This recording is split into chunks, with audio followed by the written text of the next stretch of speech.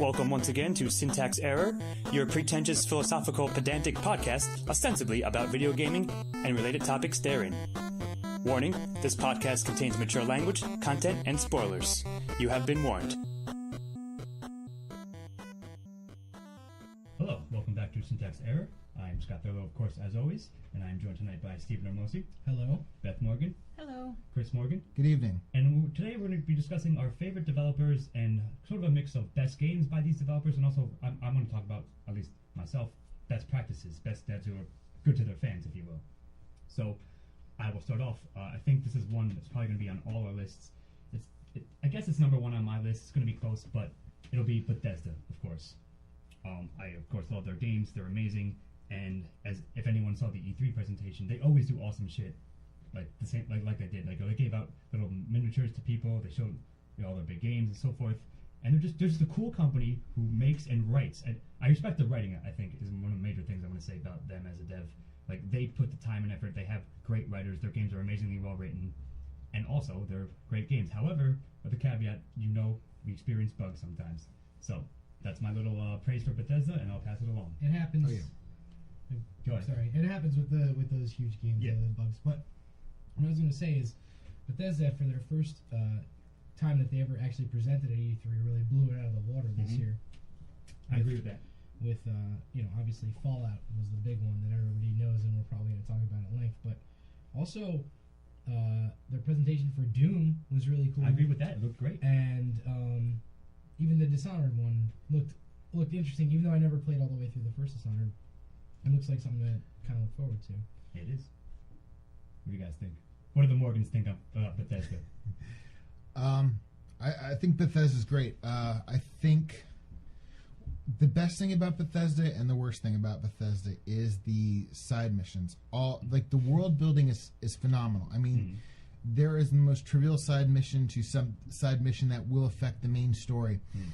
But the thing is, a lot of times what happens is I get so caught in the world building, which is what I do when I write and what I do.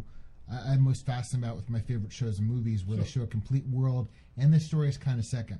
And the main story to Bethesda games to me is always kind of second. I kind of agree with that. I agree with that too. And I think that's great because they know what they have. I mean, to the games you complete, when you complete the major story, it's more of a conceptual thing than like a big clusterfuck. It's so there. I said before in a previous podcast, or player versus player, when we were talking about Dying Light, that know what kind of game you have. Don't make this. Don't try to be something else. Yeah, don't give us a passable story, and then have everything else be interesting, and then the end's just one clusterfuck of intense version of everything you've been doing for the rest of the game. Bethesda's like, we're going to build a world. We're going to make this story. It's going to have one kind of better scale or another scale. Because, admittedly, Fallout 3, the scale was smaller than but it worked. Vegas. We'll talk about that. Yeah. No, this is to the point of they know what kind of main story there is. Yeah. So they're not going to make you work for it. You get to the end of the main story, and it's a challenge. It's something challenging, but it's not annoyingly impossible. But it's very story related. It wraps up the main story. So it's okay. I mean, the payoff's good. It's not irritating. They know what they're about. I love Bethesda. What's your best take on Bethesda? Bethesda. I always get very excited about that too, like the Elder Scrolls games and the Fallout games. And I always start off really strong and adoring the games, and then somewhere along the way, I get a little lost in either the side missions, I can see that. or I get too far from the main story that I forget what's happening. Maybe because I just don't play often enough that I can't just do it all in one weekend or something. But so I think the only one I actually finished was Fallout 3, that I played like from start to finish and played pretty much everything. And I also was lucky enough I didn't have any bugs in that one. I had some bugs in Vegas, which made it difficult because I couldn't move forward in one of the side missions, and I got very upset. And I started over, and then I was annoyed at having had to start over. That's fair, yeah. And so I was a little bitter about that one. But in Skyrim, I loved the game, and then somewhere like maybe 3/4 of the way through, but I can't even tell if I was 3/4 of the way through just because of how big the game is and how non-linear it is. I kind of got lost, and I never really went back. So okay, yeah, I get it. So I'll say this about it, right? Bethesda, they basically make the same game. It's not quite a knock. Like Skyrim and the Fallout series, like they're basically the same engine. Like when Fallout 3 came out, people were like, "Oh, it's Oblivion with guns." Yeah. And it kind of was that, but it was still a great game. But it was So that's totally valid because I prefer the Fallout ones to the Skyrim ones because I like the more post-apocalyptic Sure. to the Yeah. fantasy. So But I think it's valid for it to be To similar. Chris's point, they know exactly what they are and how to do it, and they do it perfectly every time. Yeah, I mean the thing is they give you complete worlds, Yes. and that to me is the most And I'm important going to say thing. that too. Yeah. Yeah, I don't. We'll get to those developers later, but like, Red Dead, Batman, Mass Effect, BioShock, to Bethesda, Fallout 3, Fallout Vegas, Elder Scrolls. They're such complete and such rich worlds. I mean, you get to really know these people's personal lives, and Bethesda just revels in that. It would be Good description. It's okay if like the mechanics are the same because the story and the worlds are so vastly different, and they do things that are like location specific, like with Washington or with the Southwest That's Vegas. with Vegas. Well, I was going to point out that yes, the engines between the Elder Scrolls games and the Fallout games are similar at this point. However, starting with Fallout 3, added something that made the game. It just took the combat system to a whole new level with VATS. I'll agree. Oh, with yeah. that. Well, And that's Was existed. Fallout 3 the first time they No, did that? that's existed in 1 and 2. It just wasn't right, it's not the same the thing. same system. Yeah. But the thing is, like that mechanic, Was amazing. Just- Agreed. Yeah. took it to a whole different level. It made it its own game. It made it not so much of like a clone of an Elder Scrolls game, just because That's fair, you have yeah. this whole mechanic that you use frickin' all the time. And it's so much Yeah. fun. It's Constantly, the and it's No, amazing to I like think blast that's somebody's really head off like when you're in VATS, And you get to see it in slow motion. Yeah. Exactly. Like, okay, there could be a mechanic that you use all the time, and we're gonna get to this soon enough. I'll just Batmobile. Spoiler. That they want you to use all the time. That becomes dull. That is the opposite of that. It becomes awesomer. In fact, the more you Yeah, use it. I mean, and, like that's the mark Yeah. I of a agree good with that. game. When you have to Agreed. use the same thing over and over again, it never gets fucking stale.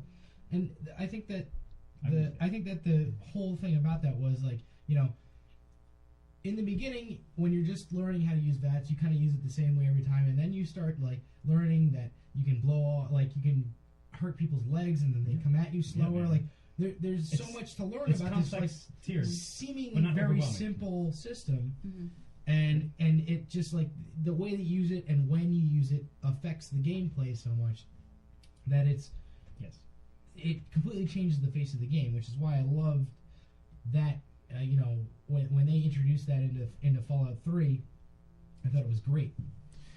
I was gonna say I would again, Steve. I'd kind of put that more under a developed mechanic. You can't really compare that to the fucking Batmobile. Yeah, I'm just saying. Like, Because the You're right, maybe the I'm VATS focused is on actually it. useful. let's not get caught Yeah. up. But I see. No, what you're no. saying. You're right. I'll somewhat But backtrack. but I was also gonna speak to the world building and speak to the I did want to talk to about the that more. mechanics. Is that one of the things that's a joke is that like when we're with Skyrim and the Fallout 3 especially, when you get your house, you start fucking decorating that house. I mean, like I love my little Yeah. post-apocalyptic yeah, airplane Abode, house. yes, yeah. In Skyrim, I would like I was making sure each house had you'd get the different The kinds of perfect flax or armors, whatever, yeah. armors, and you display your I get it. weapons and That was keep one of your the things I books. was so disappointed in Skyrim. One of the glitches I had was I couldn't get that house in that town where you have Yeah, to me solve too. the I murder had that one mystery. too. I experienced Oh, that that same made glitch. me so.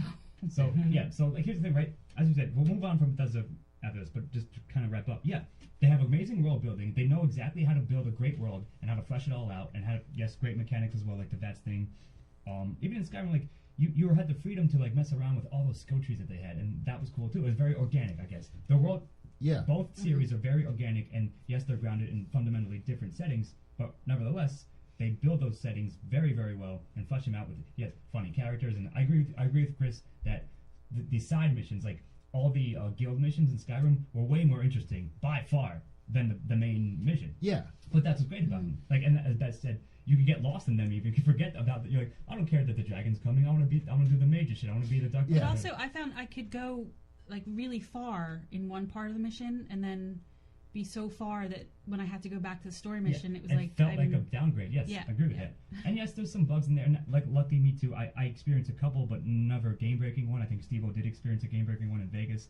I did in Kind of Vegas brutal, also. kind of harsh. So yeah, sure, but Right yeah, at like the I end of said, the game when I was in Vegas, yeah. Yeah, like, so I had a hopefully- problem with the Elvis people, Mm. the Elvis gang. Yeah. the Kings, yes, Yeah. fair enough. But also, so those are their main series. But they've also not developed but published a number of. They published Dishonored, and they're publishing Dishonored 2. They published Wolfenstein: The New Order. Yep. They published Evil Within, which is a very good cyber horror game. So like, not only they're a great developer, but they also like work with people who are developing great games to get them published and get them. Like now that they're they're big, they big kind name. of give a bump up. Yeah, Is that what you're exactly. saying? Like if Yeah. you get published by Bethesda, that is a huge deal. Yeah. You know what I mean? Like, oh, our game is published by Bethesda. Everyone's like, fucking sweet, you know? One thing before Anything we move else? on from Bethesda, sometimes in the Fallout and the mainly just Skyrim, but the two Fallout games, I'm sort of between thinking the world is too big and not big enough, because there are some times when you have a choice between maybe two or three things, like when you have to choose sides Mhm. in the Fallout games, or Yes, you can okay. choose Or to whatever, be the yeah. Mr. House. Mhm. I want like another option, and same thing with the Well- Skyrim. I want like a different option. I see what you're saying. Sometimes They give you a bunch, but just maybe not always. And But wait, the 10 penny tower thing, when you can Yeah. either let the ghouls in and all the people ghouls or die, anti-ghouls, yeah. or like I feel like there has to be something in between, but I don't get that in between with Yeah, the there's no Bethesda That's games. fair. so They much. do a lot of like binary choices, like Yeah. either this or that. Although they got better as it went on. I think it got more gray. Like they offered you a bit more like, you know, like. I think the problem for me is it's a little too gray. Like there's not, Sure. because But- I like well, to be that's the the good whole point of guy, their thing, and they like- don't really let me be just the good guy. Well, Like I that's- have to that's- choose a side. You can't that's be the not good guy. I was anymore. going to say I the know 10 it. the 10 penny power the 10 penny tower is a great example of it would be very easy to make the corporate bad guys be the bad guys. So if you either choose like a renegade or you know something Or Hero Paragon, Hero whatever it is. Paragon, yeah. And then you find out like the ghouls that are trying to take over. You think they're sympathetic at first, but they turn out to be a bunch of assholes too. Yeah. So Yeah. so what's cool is you got to figure out the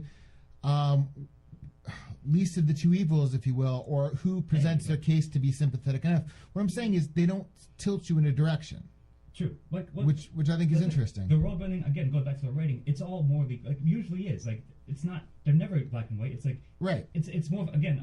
I like to think of it as a litmus test for you as a person. Like basically, both choices could be equally valid and respectable, but it depends on what are you personally going to side with. Or equally bad. Yeah, exactly. Exactly. A rock and a hard place, really. That's a lot of the quest that game. I agree with that, and that's what I'm saying. That's what's interesting about their games and their writing, and I respect them greatly for that. But I like that that's kind of a commentary on what life Yes, would actually exactly. be like in a post-apocalypse. You don't always have a good choice. Like you can't be a good Yeah, or person. even and sort of No. be Yeah. all- Not even all just the time. Xbox, it's in Skyrim, but either way. And all your alliances are kind of not always literally monetarily based, but they're all kind of conditionally based. Let's say, Yes. like you don't really have anybody aside from the dog and maybe who is Dog it? meat. Dog meat. I'm so excited about the new dog meat. It's gonna be I'm cool. so We'll talk And about excited. Veronica is it, who is it? Who is voiced by Charlie from What Supernatural? about Eddie?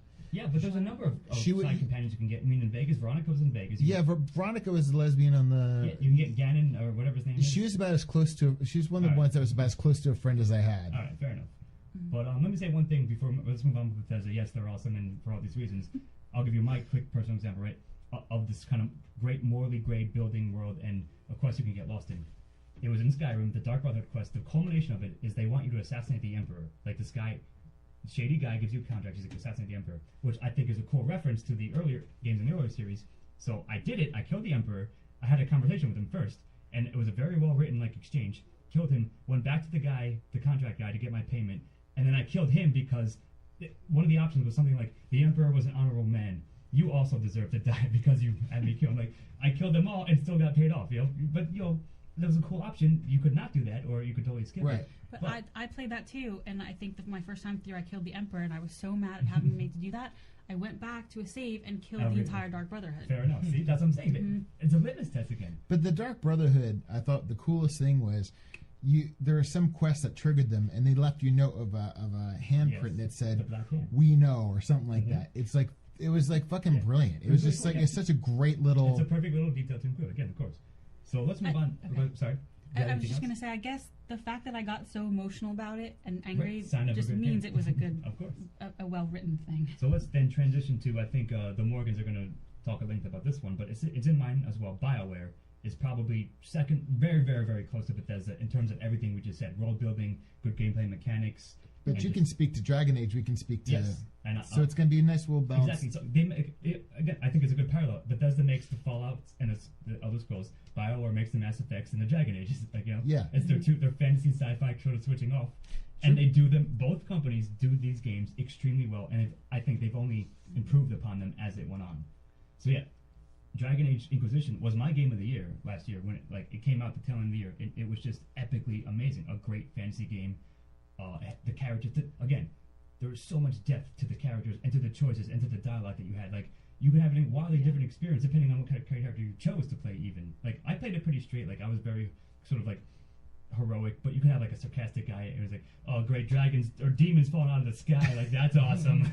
You know, they included so much into it that you could have a completely different playthrough. Even though yes, the main story of course is going to be roughly the same. Mm-hmm.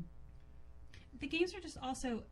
They're more linear. They're not completely linear, but they're a lot more That's linear true. than the Bethesda games. Agreed. But the stories are so, and I guess you can play it different ways. So I only really know it the way I play it. And even though I've played it several times, I always tend to play it the same way. But I've played it. I know the games. I'm talking about Mass Effect now. Sorry.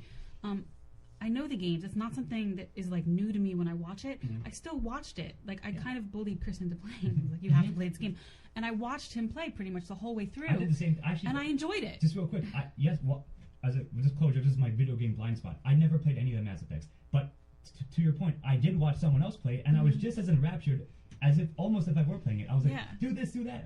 I was like, you should do this. She's like, no, I'm gonna do this. And I was sitting there in the background chuckling because I knew what he was about to do next, and I was like, he's gonna see this. Yeah. Well, when I played it, because I'd watched her play 1 and 2, I played it the way she did for those two, because to me it was like watching a movie. You didn't know all of 2 because when you went into 2, you didn't know that was gonna be Garrus. No, no, I didn't know of, but I knew basically the choices she had made, the major things. So it's kind of like watching a movie. I'm like, I want to see how the story ends. But we both played 3 slightly differently.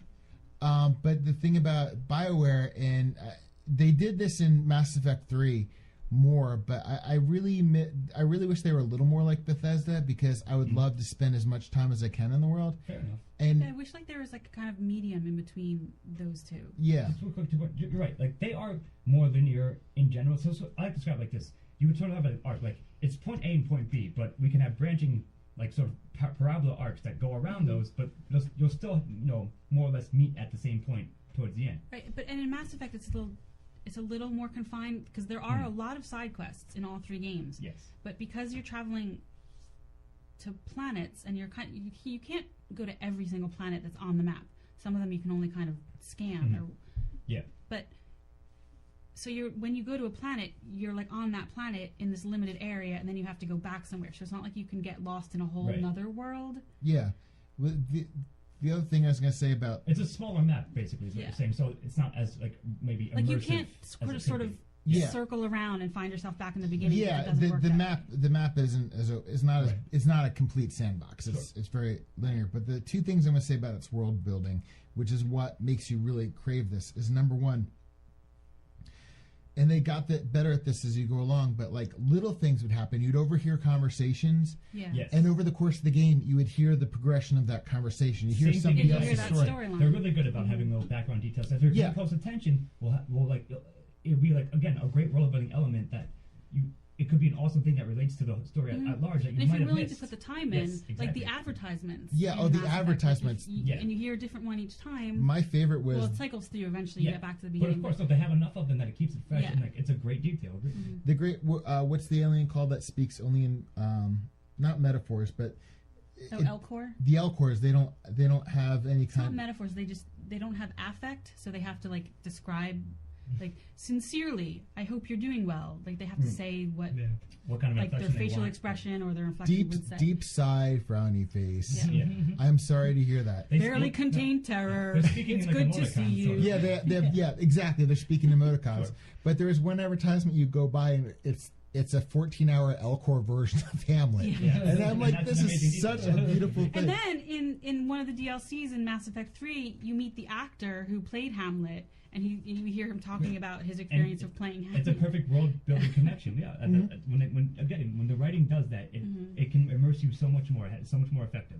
They also do some good meta things. Like in Mass Effect 3, when you have your new kind of personal assistant next to you, the big map that you get to choose where you're going to fly to, and she says, "Do you know how many games have been based on this map that you use in this ship?" And you're like, "Hey, yeah." That's cool. Yeah. Well, Very meta. they don't quite like you get a cabin in the ship and you can buy models that hang out. Yep, and yep. You get fish. They're not really interactive. But I don't know if it's the DLC or The if it's the hamster's a game. little interactive. You can knock on his cage and he goes, "Mm." All right, yeah, the hamster. I forgot about the hamster in 3. You can knock on the cage. No, and 2 also. Or 2. All right, but my favorite thing in 3 was the arcade casino because one of the games down there was a digital version of Rock'em Sock'em Robots. So Beth's watching me play the game because she wants to see the story and so forth, and I'm sitting there for like an hour playing Rock'em Sock'em Robots on. I've got this. I got the Xbox and I'm just sitting here playing Rock'em Sock'em Robots. Beth's like, "Will you stop?" playing I'm a like, game within a it's game, like of course, it's like like- it's Rock'em. It's not just any game. It's Rock'em Sock'em Robots. No. We end up getting it for our nephew for It's- Christmas so she could. It's so immersive that, of course, Yeah. you can get lost in it. And so this is a good transition. Any final thoughts on BioWare? No. Okay. I don't know. Wait, no. I'm sure you could. Do you have anything? I don't think so. We I just don't said need to spend you an just said hour why they're talking amazing, and I'll bring another one transition to what you just said.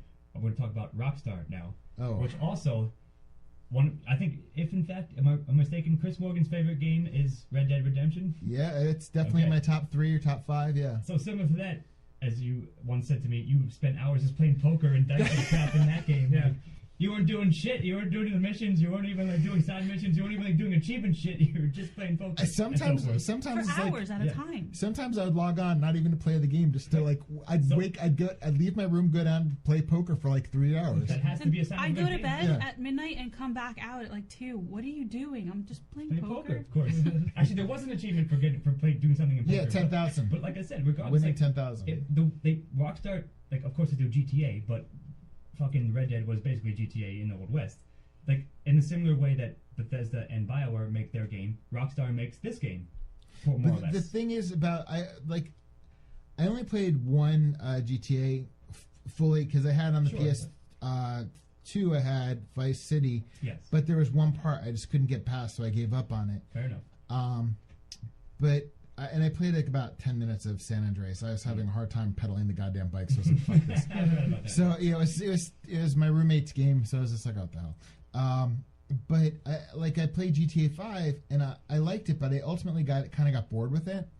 Whereas like Red Dead, I think part of the reason I love it so much and why I went back and I played the DLC again is because I love the world. They have The a great aesthetic of they have a it, yeah. great world, but the game is only as long as it needs to be. It leaves you wanting more, and I'd rather have that. Well, we've discussed this, but I agree with you, of course, in this instance. So, not to bring you down on that one, but my feeling of most Rockstar games that I've played. I was in fact, waiting for Steve's opinion about Rockstar in games, and fact, here it is. all Rockstar games that I've played have left me wanting more. And this is for every GTA that game that I've played. I've probably played like 2 or 3 of them. I don't think I've ever actually finished a Rockstar game, which is like similar to what Beth said earlier about Bethesda games, is how I feel about Rockstar games. Like they start off really fun for me, and then after a while I just feel like I'm doing the same exact friggin' thing over and over and over again, and I get bored of them. Mm-hmm. That's fair. See, I can see why you would say that. It's just not me, but it's completely Right, fair. and that certainly happened in all the GTA games. Red Dead was kind of the same way for me. And I started playing LA Noire. I never got through it. Like that game just felt kind of. Yeah, we I played don't know. It LA was- Noire for like I wasn't about a big 6 fan. hours. We were switching on and off. We tried. But eventually, yeah. But like It I never said, really pulled us in. I get it. Like, so I played, in full disclosure, I played GTA 3, Vice City, all the way through, GTA 4, GTA 5, Red Dead, of course, and they also, I played an LA Noire. And they also made Max Payne 3. I don't know if any. I don't think I'm the one. Do you know who made the first 2 Max Payne games? Or? Yeah, not them. I don't know who it is. It's not on my list. They're like they're a smaller dev, and then Rockstar sort of like bought them out and folded them into it. But all your points are valid. Yeah, they make the same game, and sometimes it works. Like perhaps the aesthetic of the Western, Red Dead, and the story. I of course am going to always say the story was very strong. Was the story strong in GTA 4? Actually, it was in GTA 3 and Vice City. Not really, but the thing is, they're making a sandbox game. You know what I mean? A sandbox like driving around game and or a horse riding game, like essentially. And then they know, like broadly, I found it fun. I think the mechanics, they always like switch them up here and there. Like yes, they're similar. Of course, they're going to be by default. But nevertheless, they do try to like give you different things to do, or like mechanics you're used to, do different things with them at least. The GTA games, like my favorite consistent thing is like the radio stations. The radio stations. I mean, they're known for like in GTA, and funny enough, like in Vice City, I listen to the talk radio. But in you like that reggae station. But yeah, in GTA 5, I played the reggae station. I mean, like you know, I remember. But okay. I was gonna, but I don't know. I felt like the world was too big and too many things were forced upon me. Where I felt like when you would go to a town and like you'd see a fight or you'd get the wanted poster or whatever in Red Dead, I felt like that was cool because you could ignore it. It was never really in your face. Well, the funniest time that I had the bar fight, I was trying to save the prostitute, and I shot the guy, and the bullet went through the guy and killed the boat. But what I found really compelling about Red Dead is that it was a smaller world, so like the people were more interesting. We had talked about that. We've talked about this before, and you know the guy where you go get flowers for his wife, and you kind of know that she's dead, and you come in and she's. If you've seen enough things, you know what's about to happen. But my favorite thing was in their DLC, Undead Nightmare, where you talk to that woman who is her parents on the haberdashery, and she's telling you the story of her family, and it sounds like, oh, my dad's, my mom's. It's about her dad and her mom, and as she goes on, it finds out their dad was abusive and killed her mom. And her mom came back from the dead and killed her dad. And it's like it starts off as a sweet story and just gets darker and darker and darker. And my thing, where you dance with the zombies. Yeah, that's that one. That was Undead Nightmare. That's my favorite scene from Undead Nightmare. Yeah, and it's just that kind of world building where it's interesting, and there's things that like sometimes they telescope, and other times it just subtly gets more bizarre, like that. Agreed. So that's what I'm gonna say. Like, Rockstar is known for that. They have like a really good balance of the main story. Yes, is grounded in reality, but many side characters and many side quests and so forth, side missions will bring a touch of like bizarre levity to it, and it would be like it's not it's like definitely gallows humor. Yeah, it's not immersion breaking, but you're like, you get a good laugh out of it. Like that's funny. But I mean, GTA 4, GTA 5, like Trevor like had a lot of funny like side things where he gets like all fucked up on drugs. Like a guy's like lobbying for like free marijuana. He's like, legalize marijuana, take it off this. Trevor's like, sure man, whatever, because he's Trevor, right? And then you're like on an acid trip real quick. Like you're killing clowns in a dream sequence. Oh right. But it's still like the GTA mechanics, of course. You have like a clown gun and they're clowns. Like it's all ridiculous, but. It's framed as a drug trip anyways, you know what I mean? So they get away with, like, doing weird things like that because, again, the writing, it goes back to writing, it always will be for me. Well, me too, yeah. Yeah, they know how to balance, like, let's say 70%, like, they play it straight, and then 30%, like, every like 5 side quests, like, something ridiculously funny will happen. You're like, it still makes sense for the world. Like, it's basically... Mostly GTAs, right, are a parody on American society, right? Which is funny, and like like all the things that even the pedestrians say, whatever, all that is really funny and it's very well written, and it goes to nice world building. And also, real quickly before I finish up, you said those kinds of games provide opportunities for organic storytelling, if you will, like you just said, like the bar fight thing, like it could be in any other game that might be a scripted thing where this happens, but no, you could just, because of the nature of the game, you can cause chaos everywhere whenever you want to, and depending on how you're going to do it, that might you'll just be entertained by that. You're not even doing, again, there's no story, you're just like fucking up the world, but that's what it's there for. Well, to your point, and bringing Bethesda back in this for a moment, was the thing because each character gets a chance to go on a drug trip where you kill clowns or you kill aliens or whatever. But the thing I like about that is it really doesn't affect you personally. You don't use your own ammo. I mean, it's just kind of like a little side thing. Whereas in Evil Within, you'd get like these. Yeah, it was a dream within a dream within a dream within a dream within a dream. But still, there was things that were completely, obviously, dreams, memories that were completely pointless. Where you would use your that's true, which was complete bullshit to me. I'm like, this is fucking padding. If you're gonna do something like this, give us something like an anti-clown gun and have us, have us do this weird thing, but not really have it matter in the quote unquote real world. You're right about that. So Rockstar is also great, and now I think I want to pass to Steve, who's going to talk about a developer who makes much darker games than GTAs and so forth. Yeah, I really wanted to talk about From Software. I actually just discovered these guys pretty recently. I know they've been making games for a long time. They make the same game as well, to be clear, like more or less, right? Kind of. I think the new one is it's a switch pretty decent departure, but I'll talk about that in a minute. But From Software makes the quote-unquote Souls games, which consist of Demon Souls, Dark Souls 1 and 2. And also... they're making a 3, for sure. And 3 is coming out. They announced it at E3. And also, Bloodborne is which is counted within those games, even though it doesn't have Souls in the name. But these are games that are they're RPGs that are known for their difficulty, and they are very, very difficult. But for good reason. The greatest thing about these games is what I like to refer to in them as like the plot archaeology that you have to do to figure out what the hell is going on. Yes, I like that. It's very well said. There's not very much stated plot. There's actually very little dialogue for an RPG type game. There are people that you could talk to in each one of them, but not much though. It's not like extensive. Right. Yeah. It's very sparse. You have a real feeling of aloneness in all these games, which I really like.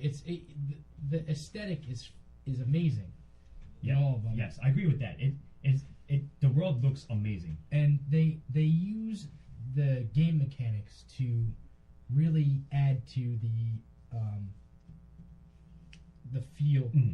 Yes, excuse me, the feel of the aesthetic of the game. I agree with that. In Demon Souls, Dark Souls 1 and 2, you have a weapon in one hand and a shield in another hand. Usually, you better fucking have a shield. That is to say, in those games. And yeah, the shield is... You better use that shield. You have to depend on the shield so much. And so, like, it's a lot of, like, hiding behind a shield and waiting for your moment to strike, which I really loved when I was playing I've only played Dark Souls 1 all the way through. Right now I'm playing Bloodborne, and I actually just started Demon Souls as well. But you're doing a lot of hiding behind a shield in those games. And then in Bloodborne, they did away with the shield, so everybody's kind of like, oh shit, what are they going to do? They give you a gun. If I can interject real quick, right? So like, if you're a fan of From and you're familiar with their games, right? That was the big change up. They like, all right, we're making a new game. Right. We need to change something about it, and that was their innovation. And the shield was such a huge part of the gameplay in those games that getting rid of it is a huge departure. It changes up the gameplay. It adds a lot of speed to the gameplay. But the gun still kind of functions as your shield. Right. It's somewhat of a defensive thing. So with the shield, there's a move which is basically a parry, and then you can riposte with your weapon. So you can catch the enemy, off guard, and then have a visceral attack, which is like a really strong attack. Yes.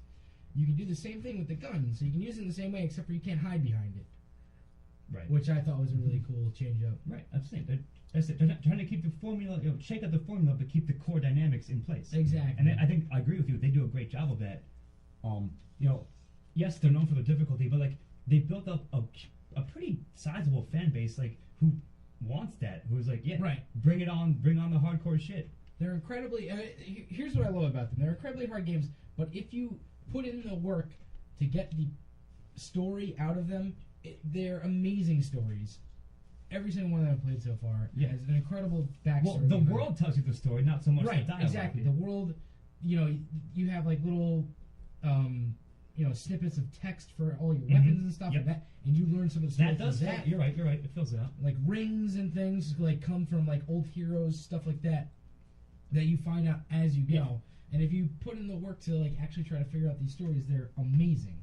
I will say one thing about the gameplay. Yes, it's hardcore, but it's almost like a chess match. Like every single guy you fight, every single enemy and monster, etc., you fight in these games, you need to know exactly when to block, or like oh, he's going to do this. But it trains you, gets familiar with it, and it's the opposite of hack and slash. I think we came up with tack and slash. That is to say tactical slash. Like you have to pick your moment perfectly, or you have to block perfectly, and then that opens up the enemy for like 2 seconds, and you have to hit your strong attack or whatever you have. You know what exactly. I mean? And you're gonna die in these games. Yeah. If you play them, you're gonna die. You're gonna die a lot. You're gonna die. You get to. You see the words. You have died many times. First of all, their level design is incredible. I agree with that. Some of the best level design I've ever seen. It's top notch. I think. And I've said that about like this game and Doom, and those are the only 2 games I've ever think of. Like the level design has been something that is really it so stood difficult out that to like me. you couldn't just play it? You can. I mean, someone who's not. It's a pretty big curve. Yeah, it's not for everybody. Here's the thing, right? There's no difficulty adjuster. It's play this game or fuck off, don't play it. And basically, it can get difficult. It's incredibly hard, but it makes you feel so good when you actually like beat Exactly, a part that you've been like struggling on. That's what I was gonna say. Go You ahead. don't always like the thing that I love about this game too is you don't always die at the same time. Like pretty much any enemy in the game can, if you're not paying attention, destroy even the you. random guy, even like the low level, like bunch of skeletons, they can murder you if you're not doing it. If you're not paying Right. attention. I mean, they become fairly easy later on in the game, but you can Nevertheless. die Mhm. fairly quickly if you're just not paying attention. If you get surrounded, you never want to be surrounded by anybody in these games, that type of thing. So it's really cool. I know you guys haven't played any of these games, so I don't want to go on for too long about them, but No, go ahead. Go the right one thing ahead. I wanted to mention about the level design was that you become like the level design is incredible, and the fact that you die so often, you become so intimately like entangled with the levels. Like you just know where everything is. Like I finished Dark Souls probably a month and a half ago. I beat the game. I could probably go back to the first level and I could tell you where everything on that level is. And they're not small. I mean, they're not huge. If you but die like- so often, is it bad about where it puts you back? So the way that it works is in Dark I'll Souls explain anyway. this. It's interesting, yeah. They're all the games are different except for Dark Souls 1 and 2 are pretty much the same. But the way that it works in Dark Souls, which is the one that I finished, is you will encounter these bonfires from time to time. And Those are basically your rest points. right. Okay. They're basically save points. Yes. When you sit it up on fire, that's where you'll go back to the next time If you die. die, yeah. When you die, that is, not if. So Yeah. you set it up on fire, then you go forward and you die. Then you come back to that bonfire. You lose. Are there a lot of bonfires? So the way that you There's a level up, number of them, but there's not not. I wouldn't say a lot. But you can go They're back to the fairly bonfire. sparse. Oh.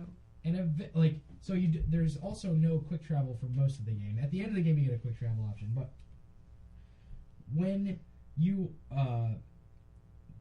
are killed, you basically the way that you level up is you collect souls, and then every enemy you kill drops souls, Right. which you need to upgrade every attribute that you have. but But when you die, you lose those souls, but they'll remain in the spot that you died, right. and you will go back to the most recent bonfire that you visited. So that means, so say you're fighting a bunch of wolves or whatever, like wolves kill you, your souls are there. You're back at the bonfire, however far away it might be. You can get back there and collect your souls if you can get there and live and grab them. But if you It's an die, interesting mechanic. they're gone. It's Yeah. a really cool But way. you to keep the level, ones like, from before. You don't keep shit. I mean, you keep your level, but unless you use those souls, so you can use those souls. I mean, the to level ones up. from like your last save, your last bonfire visit, everything you had there, you would go back to having. Nope. No? Yep, it's hardcore. That's Wow. Yeah. You carry It's whatever pretty you have much. on you. You spend them on to level up, and you can spend them on like items and stuff. So they're basically the currency of the So game. you always have to go back to where you died, basically. Yeah, you'll always you be always shot have to go back there pick up. and or use Right. them there. Yeah. Okay. And It's- if you it's- die again, they're just Yeah. gone. It's unforgiving in that sense. So what I'm saying, like, they're known for this type of stuff. Like, so to your point, Beth, you were saying earlier, if you're a more casual gamer, like not used to, like, Yeah. it's going to be a big difficulty curve. It's going to take some getting used to. But and also Steve's point, when you're like in the zone, when you do something, you're like, I just beat this fucking boss amazingly. Yeah, they impart such a sense of like victory and catharsis after having so good. after having a huge uphill ramp battle for sure. But there were times in the game where I lost like 4 or 5 levels worth of souls at one time because I had like just beaten a boss and like tried to go forward stupidly or whatever, like without thinking, or like I just collected a bunch of souls from some like beating a whole ton of enemies, and I would lose like I'll use a random number that won't make any sense to anybody who hasn't played the game, but like I would lose like 60 or 70,000 souls, and I'd be like, Oh shit! Yeah, I drop them and then I try to go back and get them and I die again and I'm like, Yeah. Oh my god. that's like an hour and a half of game that I just lost. But But it makes you it can become value addicting. like every time that you kill something, like every time that you collect souls and right, stuff and that's like why that's what From knows what they're doing. Like they impart that sense. They strike that perfect balance of doing that, like having that as a mechanic, but also like the risk reward is like perfectly Right. on edge. And finding a bonfire is like the greatest thing in the world, especially if you've been like, when you set out, you're like, all right, I don't know when the next time I'm gonna have a bonfire is. You kind of like, you're kind of going, it gets harder and harder and harder as you go through, and then Yes. you find one, and it's like the greatest feeling in the world. You're like, all right, I'm gonna sit down, level up all as much as I can, like buy as much, Spend all like, your you know, souls, etc. spend as many souls. But as so I if can. you spend your souls, Then then yes. they're yeah, they're the souls yours. are gone. You get whatever you Your bought with upgrades them, are still in and place. you hold Okay. on to that. So You that's the also- trick. Yeah, basically. Yeah. You just don't want to hoard too many. I of feel like them. playing this game would make me grow as a person, but I'm not sure if I could do it. Again, it's sort of litmus test. Like if you can stick with it, and if you get used to the mechanics, it will pay off. But that curve again is very steep. So let me just finish off this. Something you said earlier, Steve. I wanted to mention it. I'll mention it now. Is that there's not a lot of dialogue. The world building, the level design is fucking incredible. And I think that's where they spend a lot of the resources, right? It's phenomenal. It's mostly that. so Like good. it just the world itself tells a story. Okay. And So- the story is great in and of Yeah. itself. You just have to Well, find it. what story you can dig out of it, right? It depends you just on have to find exactly. it. It's so good. Fair enough. All right, so From Software is great. Check out their games. You may not be for everybody, but when you get into them, you might find yourself playing them over and over. In fact, you will, because you'll die a lot. All right, so now we're moving on. Beth's going to speak about one of our favorite developers, one of mine, Ubisoft. I can only actually speak to the Assassin's Creed because I haven't Well, played. they made 10,000 of them, so we can speak at length. But And yes. I've only actually played 2 of them. Okay. No, you played 3 of them. You played Assassin's Creed 2, you played Yeah, Black no, Flag, and you played Rogue. And I started 3, but I just couldn't get into Fair enough. 3. We'll discuss this. Go ahead, you go. So I guess I'm just going to talk about the Assassin's Creed Go ahead. games. All 17 of them. Yes. Go. I love the games. I did not play the last Unity. I did not play Unity. Okay. So I'm kind of pre-Unity. I love these games. They're not Yes.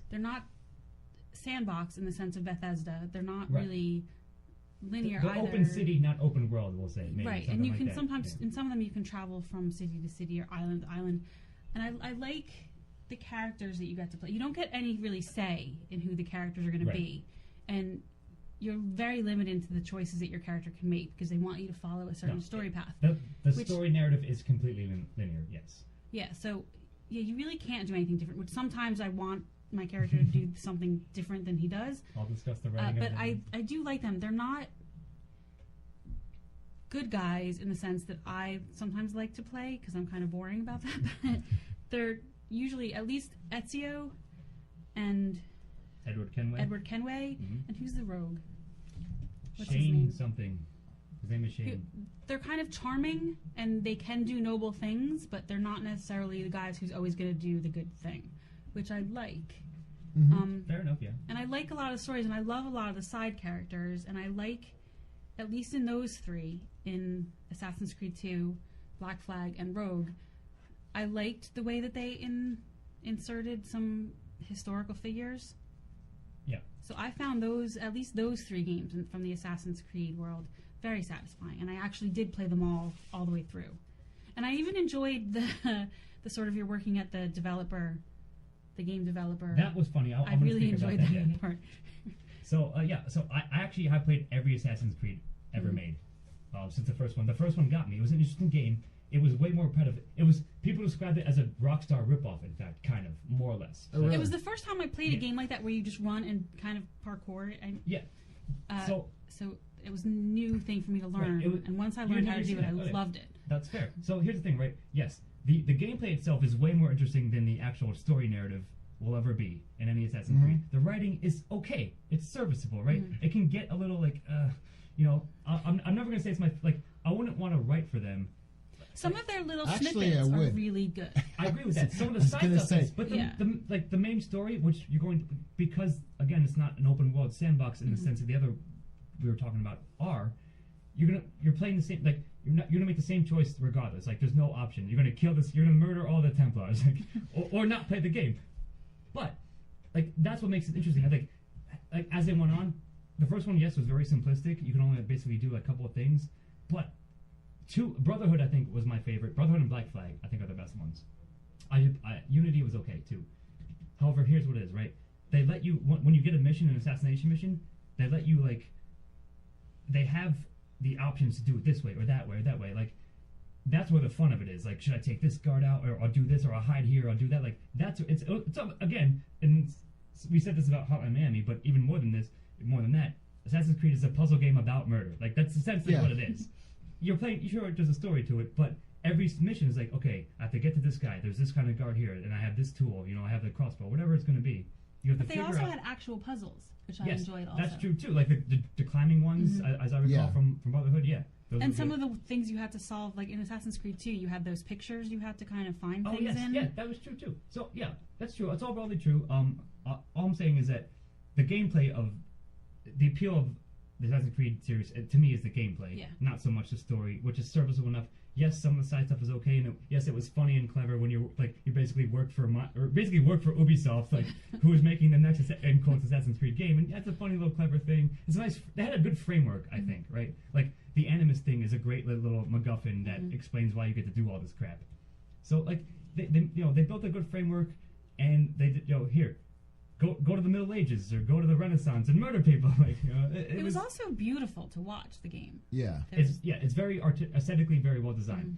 I was going to say the Rockstar Ubisoft is a great comparison because to me, Assassin's Creed. I agree with that. Assassin's Creed Black Flag is the Red Dead Redemption of Ubisoft. And because I think we were playing Black Flag in the middle of winter, and it cheered us up to no end because you're in the Caribbean and everyone's very hot and warm.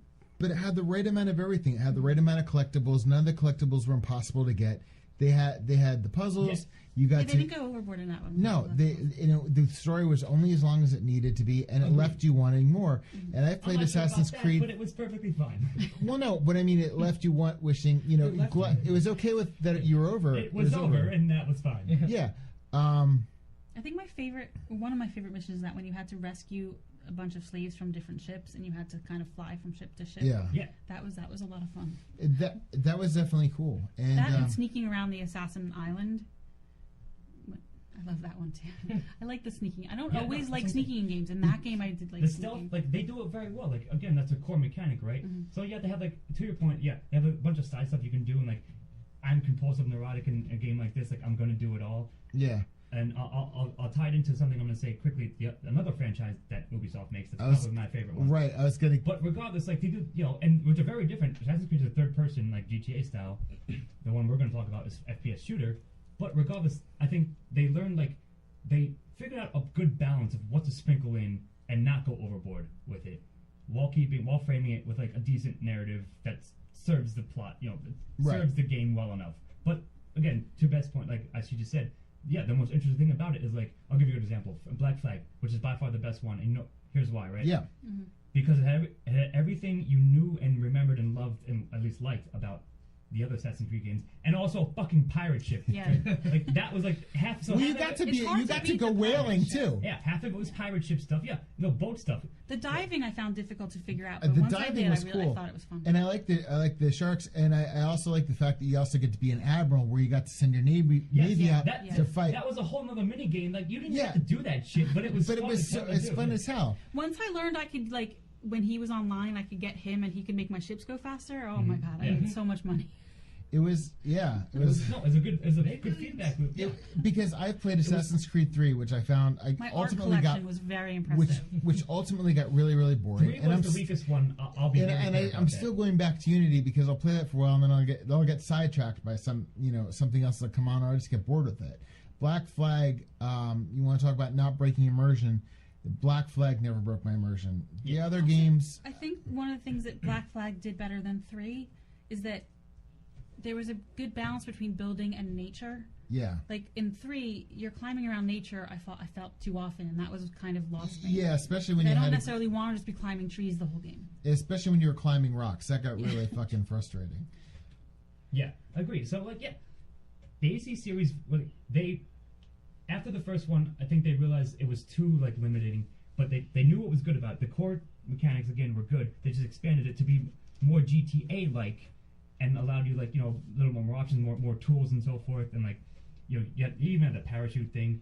But so as I'm saying, so by the time 3 came around, I think Chris and I discussed this like offhand, but that was it wasn't even 3. It was, let me think about it. It was AC1, AC2, AC Brotherhood, AC Revelations. So it's 4 games before we actually get to the number 3, right? What was the coolest thing about the innovation? The side quest in which you had a ship, of course. Yes. And I remember, I'm going to go on record as saying, when I played that, I was like, they should make a game just of this. And lo and behold, the next Assassin's Creed was basically that. In March, you got that trailer, and if the Rogue game, if that didn't have the ship, I would have not liked I that agree game with at all. that. Like, because it didn't. The story wasn't that It was- satisfying, but Rogue the was- ship Rogue was was the fun. second weakest Because you got story. to just sail in a different part of the world because you were in like the Arctic. And I that was completely just agree with so that. much fun. Just as a quick backstory to what Beth was saying, Rogue came out with the same time as Unity, but Unity was new gen. Unity was PS4 and Xbox One. Rogue was 360. I agree. I would not have gotten it were it not for also including the pirate ship. Right. So that's all. So yeah. So I think we all I said what we said about AC. So let's go on to the other big franchise that Ubisoft makes, which is one of my favorites, probably better beyond AC. Far Cry. Far Cry 3 is one of the best games ever made in the past 5 to 7 years. without question. Perhaps ever, definitely in the past. I was going to say that Far Cry 3 has the best storytelling of any Ubisoft. I haven't played Assassin's Creed 2, which I hear is excellent. Far Cry 3 is still way better. But Far Cry 3 was fucking brilliant because the best thing about it was you really got to get inside the character. And as we've posted that we're going to spoil. Scott and I are going to spoil this game because we've already spoiled it in other episodes. Well, yeah, but Scott, you really get immersed in the most important thing about it is the story's really good, the side quests are really good, but you get so immersed in the character that at the end you have a moral choice to make. You either let your friends go, or you stay on the island. Well, either way, you're staying on the island, which is how it should be. You either die or you stay on the island. Yeah, that's true. Yes. But there came a point in time in the game where I decided, when I found out my brother was alive, I said, I don't care what the decision is. If he makes it off the island, that's what matters. That's predetermined, whatever you're going to do, yes. But yeah, you realize that your character was so immersed in his brainwashing that he couldn't make it. My character was too far gone to do anything. Right, but that was the awesome thing about the game was it was nothing you could say like, hey, you make this choice left, you make this choice right. The game was designed to immerse you in the character. The character development on this game was so great for the protagonist. It's a great litmus test, and here's the thing, right? As we, sort of hypocritically, as I just said, the AC series is not known for great writing. On Far Cry 3, they brought in like an outside writer. Like, okay. It's right, so that's why it was so good. Like, I don't know. I researched some of it, but I'm not going to go into details offhand right now. But all I know is they brought in. He was like a Harvard graduate, as I recall. He was like magna cum laude of Harvard, and I don't know how they found him, whatever. But it was written by someone not the team that they usually get to write all the other shit. So that's why I think it was so much better. Like it stands head and shoulders above because he was a guy who was like going to write a great story, like not like churning out serviceable plot after He wasn't just trying to write a video game plot. He was trying to write a good story. Yeah, because that game worked just watching. Yeah, that was another game that I did watch a lot of, it, even though I didn't play it. Exactly. So not all games work that way. I didn't play Far Cry 3 either. I played a little bit of it, but not much. Because at that point in time I was talking about, Beth was watching the game with me, and as soon as I found out Riley was alive, I turned to Beth, did I not? And say, I don't care what happens, he's getting off the island. He did. I did. I agree. So again, you did. But I'm just saying that level of character development, especially for a first-person shooter, because a lot of times when you have a first-person shooter, you're kind of a foil. There's really, I mean, honestly, it's the third-person shooters I found that usually have the most character development. This one really blew me away. The story on this was so strong. And when it comes to any kind of narrative, I'm big on character. Character comes first, story comes second. And in this game, that's exactly what happened. There's no better character study. Okay. It's definitely one of the best games to come out. It's one of my favorite games. It's in the top 5. Agreed. Like I told everybody about this game, and so I'll just wrap it up real quick. Like, yeah, it was a very personal journey. You were Jason Brody. Yeah. And like again, it's a litmus test kind of thing. Like both choices at the end equally make sense. Like they're both valid choices, and it's a credit to the strength of the writing. So let me just transition to that. It's that plus amazing gameplay. Like, it's a great FPS. Even if you don't care about narrative, if you're like, I don't give a shit about. If you skipped all the dialogue, it wouldn't it wouldn't matter. But you would still be having fun because it's such a top-notch, like tight as hell FPS. Like the weapon selection is amazing. Like the diversity of enemies and like the terrain and so forth. The diversity of weapons I really liked because you got all this wide range of weapons. They gave you a lot of tools to mess around with. But it was so much fun. But my main weapon was the bow and arrow. I actually found that was really great. But like if I'd bring a bow and arrow and I'd bring a sniper, but it was designed so however you wanted to play the game. You can customize to your like preferred play style. You could customize and you just roll out, and that's what's so much fun. Like I'm gonna have this, I'm gonna have that. So I'm gonna say, 4 was story-wise, was narrative-wise, was a downgrade. But again, this is something we like. This is an internal thing for us. It's a Dark Knight effect. Far Cry 3 was the Dark Knight. So no matter what game they made afterwards, it just wasn't gonna be as good. And that's exactly what 4 was. 4 was awesome. Like, was an improvement gameplay-wise. Bow and arrow, no, it's better than that. Crossbow with a scope on it. It's essentially the same thing, right? But it's just awesomer, and like that was so much fun to use mechanically, like gameplay-wise, right? Story was like all right, serviceable again, because again, it wasn't like they had their in-house writers write for, not like just someone else. So, but regardless, they were still both amazing games. Gameplay-wise, like there's no flaws at all in the gameplay. No. 3 just happened to have amazing story. 4 had a serviceable one. But nevertheless, they produced both of those, plus the AC series, and that's why Ubisoft is But can we talk about the greatest DLC that's ever been released? We're about to, and you shall. Which is also them. Yeah. Well, this is based off of the Far Cry engine. And check our DLC up, by the way. Yeah. We'll speak more length about what he's about to say. Indeed. Ubisoft put out a DLC for Far Cry called Blood Dragon, and it was the most 80s tastic. Did Michael Biehn voice Michael Biehn voiced the main guy. It was the greatest. Rex Sabercolt. I can't remember. It's something ridiculous like I watched that one. You watched that one. The game was incredible, and there was all these like great references and stuff. But possibly even better than the game was all the marketing leading up to the release of this game. It was so good, and like made me want to go and watch like cartoons from the 80s again, like when I was a kid. Their ad was genius. So perfect.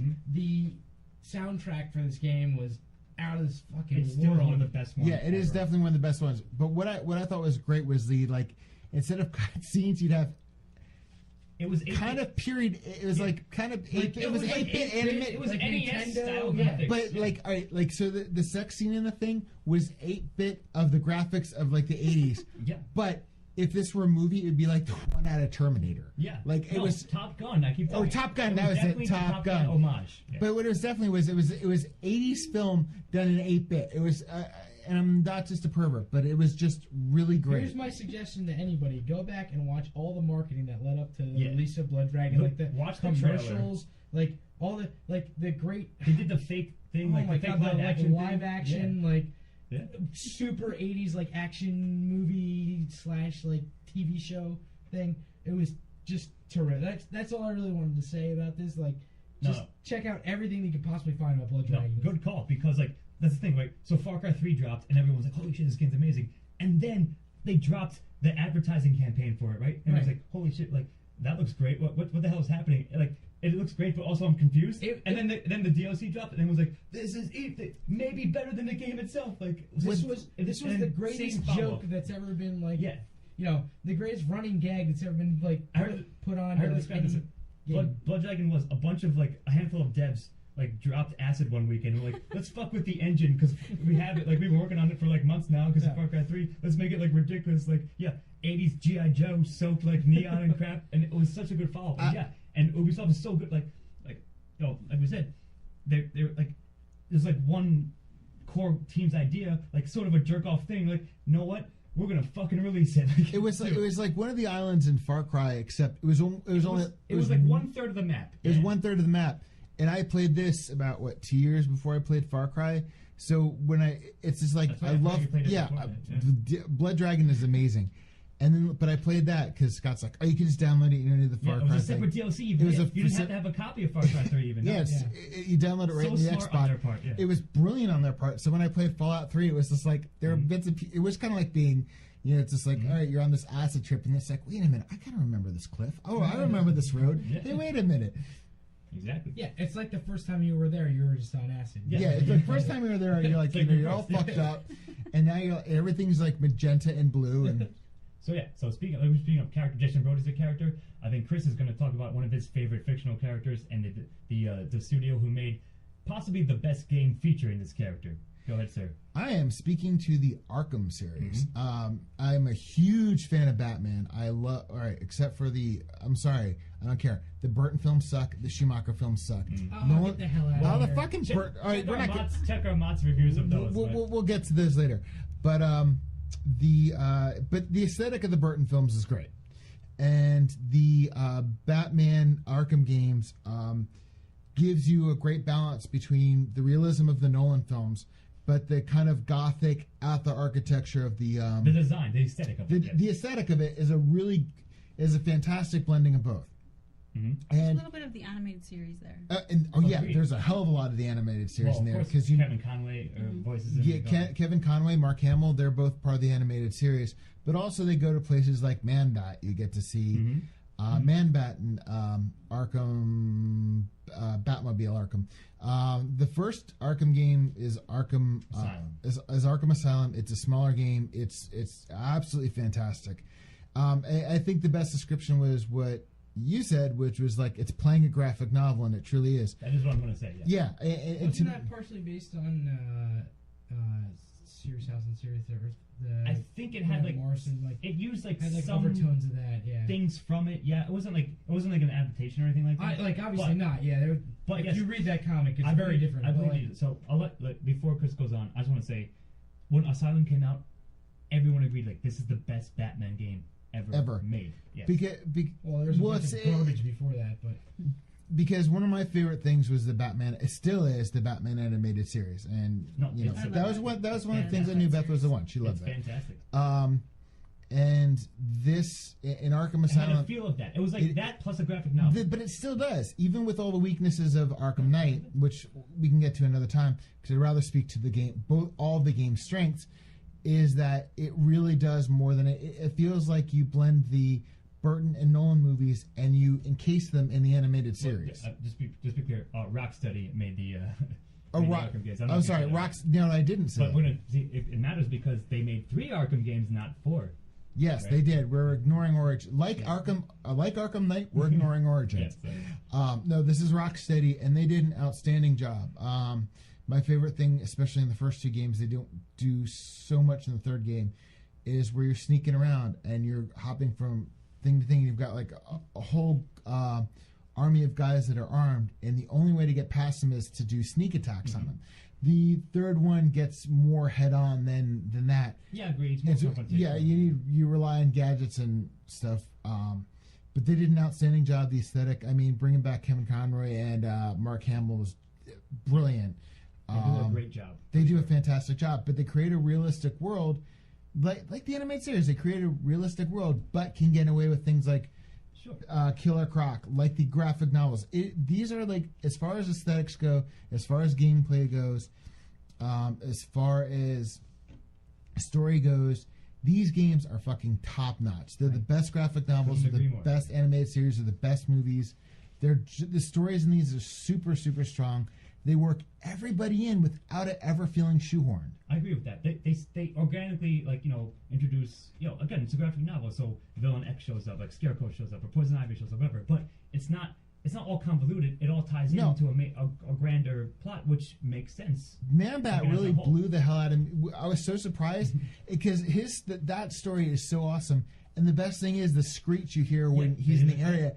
It's fucking amazing. It's good world building, I guess. It's amazing world building. It straddles the line between realism and fantasy so well you don't even question it. No, it felt like this is what a Batman game should be. Yeah. It felt like being Batman. And this, to be honest with you, we were talking about the movies briefly before. I think you can get away with this better than you can in a movie. You can get this. This is along the same lines as the graphic novel or the animated series, where you can straddle that line. And when you make a movie, you have to make a choice. This was something where you get to play a graphic novel, and you get to play a graphic novel. It's got all those same rules. All right, there's two things. So they even have nods to it. Like, as I recall, there was one line early on in Arkham Knight where Alfred says, Arkham Knight takes place on Halloween, and he said something like, "I believe like years ago, something similar happened. I believe it was a long Halloween that time." Like, oh my god, like I that. almost fucking dropped my controller. I was like, "That's it was a rather amazing." long one, sir, as I recall. Like something like that. That was a long, right. yeah. So they did really good nods to like Batman canon that already exists. And to your point, what you said earlier, quickly, Steve-O, you might remember this. I do. I don't know if you guys will. There was an old NES Batman game that actually was quite good. It was tough as shit, but it was pretty damn good. You had all the gadgets, you had like different kind of gadgets and so forth. Yes, it was NES, but I do remember that game. I think I might still have it somewhere. I think was it NES or SNES? Yes, it was definitely NES for sure, 100%. Maybe I played a different game. Okay. I definitely played an SNES Batman. But the thing was terrible. Right. The point is, they made a lot of Batman games. Yeah. I remember that one being okay. All of them sucked up until Asylum. But we were talking about world building, and as the game progresses, the dialogue changes. But when you kind of plateau, you hear the same stuff. But listening to the thugs talk is so the banter is fantastic. The banter is great because with the Arkham City and Arkham Knight, one of my favorite things is just flying around the city and like listening to the banter, looking at the city. It's just fun to do. It's just really fun to do. Agreed. And I think their banter is really, really, really great. I absolutely agree with that. So yeah, Rocksteady did a great job. Like they fucking codified the Batman games. If you will, like they did. Anyone who follows in their footsteps, good fucking luck, really. Right. And I just want to make one of my guilty pleasures is something that doesn't have a great narrative, but the Batman Lego game was always like kind of fair like enough, yeah. I know. Because they did with the Lego game. I haven't played the other ones because I'm just not interested in the whole Justice League stuff. And this is Warner Games. This isn't Rocksteady. That's right, yeah. But I was going to say to the Batman games, you just mentioned NES. I would be remiss if I didn't mention the Lego game translates the same feel as the animated series. This is probably why I still play the game every night. That's a fair point. It still captures the animated series, the graphic novels, the Arkham games. Even before the Arkham games, it does the same thing in a Lego game. I'd be remiss if I didn't say. Have their own kind of charm. Yeah. When they use the characters that you are familiar with and love, like yeah, Indiana Jones, they have like that's true. I agree with that. The Harry Potter ones were excellent. Yeah, you're gonna be biased about it, but I agree. Like, but they do a really good job of capturing the feel. They also do something that not a lot of games do, and I know that it's hard because games are so big now and so involved. But sometimes it's nice to be in the same room with someone and play a game together. Yeah. And Agreed, not yes. very many Local games co-op can you do has that. been, where you both see the same screen and we can talk about that. But sure. So I think we covered a lot of our favorite developers and many reasons why, and named some of their great games. I just want to leave off with one thing. And the flip side of this, the worst developer, literally the worst. Like, I think they're the worst, of course, but not just me. They were voted the worst company in the Consumers poll 2 years running. EA can suck my balls. The E sucks the right ball, and the A sucks the left. Okay, Dead Space was awesome. Dead Space 2 is lackluster. They didn't develop that, they published it. Oh, they published it. All right, fuck EA then. Yeah, exactly. We'll leave off with that. So, you've heard us praise developers we love, and you've heard us slag off EA. They can still suck a dick. And I'll sign off with that. Good night from me, Scott Thurlow. Steve Hermosi signing off. Good night. This is Chris Morgan, and all these games, fucking give them a try yourself. Except for the EA games, obviously. Yeah, fuck yeah. But don't play EA games. Yeah. This has been Syntax Error. Thank you as always for listening, and we will see you next time. Music by Stephen Armosi. Editing and engineering by Scott Thurlow. Syntax Error is part of a Lost Signals Productions. All rights reserved.